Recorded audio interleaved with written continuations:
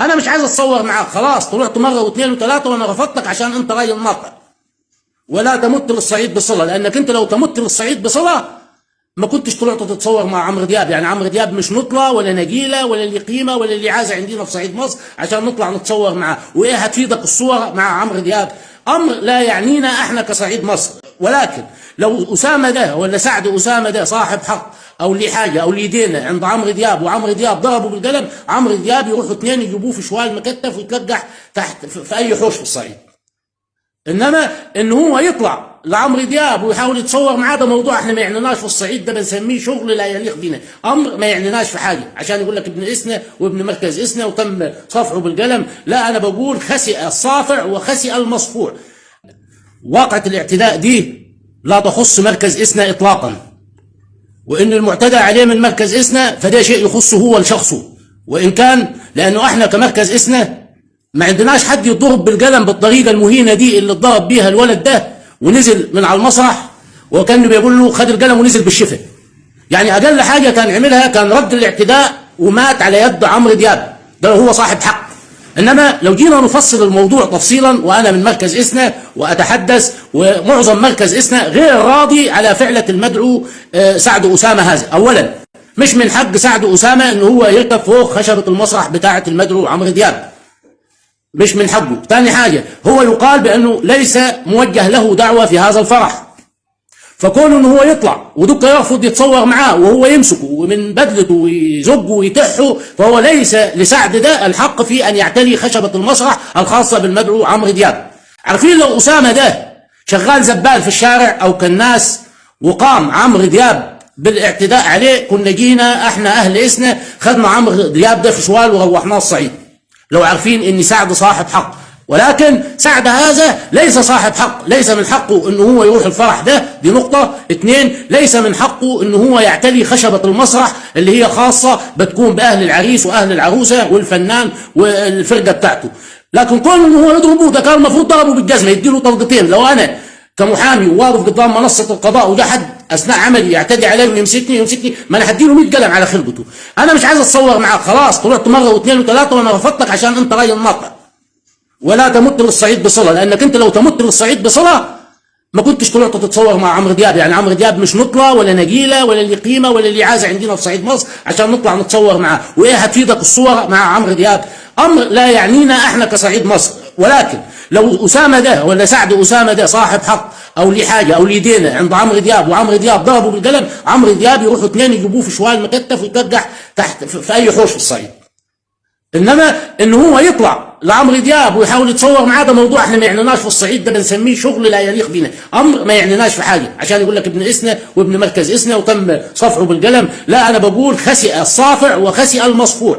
الاثنين لا يعنون في شيء، سواء ده ركب لانه احنا لا بتوع فنانين ولا بتوع مسرح ولا نركب ولا عايزين نتصور مع احد. ده اللي هو اصل الصعيد. معظم الناس هنا في الصعيد بتنتقد فعلته، بتقول هو مش من حقه يركب عند عمرو دياب ويحاول يتصور معاه، كان اداله بدل القلم 6. ليه؟ لانه ده اثناء بيؤدي شغله وانت راجل رايح تركب معاه وتعطل وتتصور ولا تعمل ايه وهتفيدك مين وانت هتتصور يعني مع سيدنا النبي؟ هتتصور مع مين؟ هتتصور مع عمرو دياب. ايه قيمه عمرو دياب؟ يبقى ده عديم قيمه، اللي هو سعد ده عديم قيمه، كونه انه هو توجه عشان يتصور معاه، يديله بالجزمه يديله بالقلم يديله بالبلغه، حق دكه يعتدي عليه ويضربه زي ما هو، لانه هو طلع ومسكه واحنا شفنا الفيديو. وموضوع ما يعنيناش احنا كصعيد مصر ولا كمركز اسنا. انما متى كان يعنينا؟ لو ده شغال خدام عند عمرو دياب وعمرو دياب امره وهو رفض وضربه بالقلم، احنا كنا هيبقى لنا رد فعل كصعيد وكمركز اسنا اقوى. انما حكايه ان الناس بتتضامن والناس تطلع تقول لي مش عارف عمرو دياب ضرب الراجل بالقلم، لا، يديله بالبلغه على دماغه. ليه؟ لانه هو بيؤدي عمله، وانت طالع بتمسكني وتزقني وتمسك هدومي وتسحبني من هدومي، ما انا لازم ارد عليك بالقلم، اقول ده الشال طالع يسرقني. كل شيء جايز. انت ايه اللي مطلعك عنده في مسرحه؟ انت اصلا ايه اللي موديك في الفرح؟ بيقولوا انك انت مش مدعو، واحنا عندنا عزه نفس. والله المكان دعيني واخد حقي وواجبي وابو تحت مع المعازيم. انا بيطلعني اتصور مع عمرو ولا زفت ليه؟ عشان يديك بالقلم؟ انت تستاهل 60 قلم على خلقتك. ليه؟ لانه انت اهنت نفسك وجبت اهانه لبلدك وللصعيد وجبت وده امر لا يعنينا. لكن اقسم بالله لو انت شخص ضعيف او مواطن تم اضطهادك، احنا كصعيد وكنقابه محامين هنطلع ونساندك ونقف ونجيب عمرو ده في شواله. يعني اعتبر انت كالناس، وعمرو دياب ده حاطط عربيته في الشارع وانت حطيت عليها تراب انت وماشي او بدون قصد وطلع ضربك القلم ده، كنا احنا كلنا هنجيب عربيات وفي ثواني هتلاقينا عند عمرو دياب ده، لازم ناخد عمرو عندنا البلد عشان نعلمه الادب. لكن كده بالطريقه اللي احنا شفناها دي احنا ملناش حق عند عمرو دياب، ولا لان انت تستاهل 60 قلم بالدهولك عمرو ده. ايه مطلعك عند عمرو؟ انت هتتصور مع احد الصحابه؟ ايه عمرو ده انت عيل مالكش عازه ولا هو لي عازه. يعني موضوع ما حدش يحمله على الصعيد وعلى مركز إسنا، ومركز إسنا معظمه من خلال ما تم نشره على مواقع التواصل الاجتماعي في الساعات الماضية دي براء، كلنا براء مما حدث. وفي عندنا في الصعيد مين ياخذ قلم وينزل؟ ده انا اموته واتبع عمرو وجد عمرو لو انا صاحب حق، انما هو عشان مش صاحب حق ادوا له القلم قالوا له بالشفا خد بعضه ونازل على طول. ده انت تطلع في عمرو وتضرب وتموتهم كلهم وتروح تجيب سلاح ما تخليش حد لو انت صاحب حق، واحنا كلنا في ظهرك وفي كتفك ومساندين ليك. لكن بالطريقه المهينه اللي احنا شفناها دي، صعيد مين واسنه مين ومال اهل اسنا، وما تدخلش اسنا ولا مركز اسنا في حوار ساقط كهذا. ليه؟ لانه مركز اسنا ده ما حدش يقدر يعتدي فيه بالطريقه دي على حد بالقلم. لو هو كان ناس، لو هو بتاع ورنيش وحد ضربه اقسم بالله لناتيكم بجنود لا قبل لكم به لعمرو ده.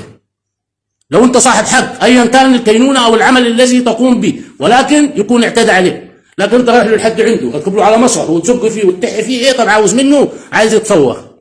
طب احنا فاضيين الكلام الفاضي ده عشان نتصور؟ واي حد يوقف مع الواد ده يبقى عايز يركب الترند وعاوز يقول انه انا والنيابه والني. لا، عمرو دياب بيمارس عمله، والاعتداء وقع من الود اللي هو جاله لحد مكان الفنان فوق خشبه المسرح بتاعه، وانت ركب له فوق خشبه المسرح بتاعه، وهو راجل يسيبك وانت تتحه من هدومه عايز تتصور معاه بالعافيه، ومسكته من جسمه وجرسته وعملته. طب انت عايز ايه بالظبط؟ ضربك قلم؟ لا، لو انا مكانه كنت هديك 60 قلم. ليه؟ لانك انت تستحق ما حدث لك، لانه لا مكانك ولا حقك ولا حد دعيك ولا رايح تتصور ليه؟ ايه اللي هتستفيده انك تتصور مع عمرو دياب؟ لو لما انت هايف رايح تتصور مع هايف. خسئ الصافع وخسئ المصفوع، التنين ما يستحقوش والله كم التعليقات الذي نالوه. لا عمرو يستاهل ولا هو يستاهل. يعني الناس طلعتهم وعملت لهم برنامج وهيصه واقحمونا ان احنا مركز اسنا، وان اللي اتضرب من مركز اسنا واللي ضربوا قلم عمرو دياب. لا، ده البلاد كل بلد فيها اللي مكفيها، فيها توافه كتير تضرب وتاخذ بعضها وتمشي. ليه؟ لانه والله لو بتاع ورنيش تم الاعتداء عليه كان اللي هيرد بالاعتداء، يشتم يغلط يزعق يعمل اي وسيله يعترض بها على الاعتداء اللي وقع عليه، مش تاخذ القلم وتنزل. ده انت ما فيش دم عندك خالص، لكن من حقك انت ما يبقاش في دم لانك مش مكانك المكان ده، وانت حسيت انك انت غلطان وبدليل خدت القلم. الراجل ابو طربوش ده قال لك بالشفا ونزلك، خدت القلم وخدت بعضك ومشيت. فقانون ايه؟ انتوا هتستعطفوه عشان تاخذ لك منه مثلا قرشين او الكلام ده كله، برضه في هذه الحاله اهانه اخرى. انت ممكن تكمل قضيتك على الوضع اللي الناس هتتعاطف فيه وتمشي فيه، لكن هو يطلع براءه، يطلع بانه هو كان في حاله دفاع شرعي عن نفسه، انك انت كنت بتمسكه مساكات عنيفه وبتزقه وبتحه. هو من حق المحكمه وشانها في تقدير حق الدفاع الشرعي الذي قام به عمرو دياب اتجاه هذا الشخص الذي حاول الاعتداء عليه على خشبه المسرح. وخشبه المسرح دي ملك الفنان واهل العريس واهل العروسه، انت مطلع كيف يا زميله ومطرب زميله، انت راح تتصور معاه سيلفي يعرفك. هتستفيد ايه من السيلفي مع عمرو دياب؟ تستفيد انك تجيب الاهانه للبلاد كلها والصعيد والناس تطلع خساره الكتابه في الموضوع ده اصلا. يعني ده رايي وراي معظم مركز اسنا في التعليقات على المنشورات اللي هي بتنزل على التواصل الاجتماعي في هذا الشان كلها بتعقب على انه دي اهانه ودي قله ادب، وهو الود جاب العار لصعيد مصر ومش من حق الناس لا تسانده ولا تتعاطف معاه ولا توقف معاه. ان اللي طلع له من المحامين يقول لك انا بتضامن معاه، انا مش عارف كان ليه كله عاوز يركب الليله ويركب الترند ويتعاطف ويحضر الجلسه، وكان في صلح يلقى له قرشين من الموضوع ده. لكن هو الموضوع انتشر على السوشيال ميديا والفيديو يسلموه هو للنيابه تدي له براءه، تدي له دقه حق دفاع شرعي. انما احنا بنتكلم بالعرف والاصول اللي انا شايفها. ان الواد اصلا انا لو ابوه كنت ذبحته، يعني كان بعد ما اداله القلم كنت قلت له ادي له 60 قلم. كان ليه؟ لانه هو اللي مطلعه عندك. احنا كده العرف. انا ولدي قالوا لي مثلا في الحته الفلانيه اعمل خطا، انا بسال السؤال الاول هو ايه وداه المنطقه دي؟ يقولوا لي هو راح مش عارف ايه، مش صاحب حق خليه يبندقوه خالص هناك يموتوه ومالوش طار. يعني اللي بيقول لك الشخص اللي يطلع من بره داره يتقل مقداره يتهان يتبهدل ياخذ بالجزمه ياخذ بالبلغه ياخذ بالقلم على حنكه، هو ملوش حق. ليه؟ لانه مش مكانك. انت رايح ليه؟ زميله فنان انت راكب معاه تتصور. طب ايه هتستفيد؟ ايه هي الصور بتاعت عمرو دياب؟ هتتصور مع سيدنا ابو بكر مثلا؟ طب هتتصور ايه فيه؟ ايه في رايح هناك تجيب العار للبلد وللناس وخساره اي محامي يوقف معاه ده، والمحامي اللي عايز يوقف معاه ده بيوقف عايز ان كان عايز يعمل شهره او شو او يقسم معاه في الفلوس اللي بيقول لك هياخدوها من عمرو دياب. الله اعلم عاد اللي هيتم. لكن احنا بنستنفر فعلة الواد اولا، ومع عمرو دياب في ضربه، وانه لانه اعتدى على الراجل، هو بيزوق بيتحه من هدومه. انا معوش اتصور معاه، تمسكني بالعافيه تصورني، ما من حقه يديك 60 قلم على وشك.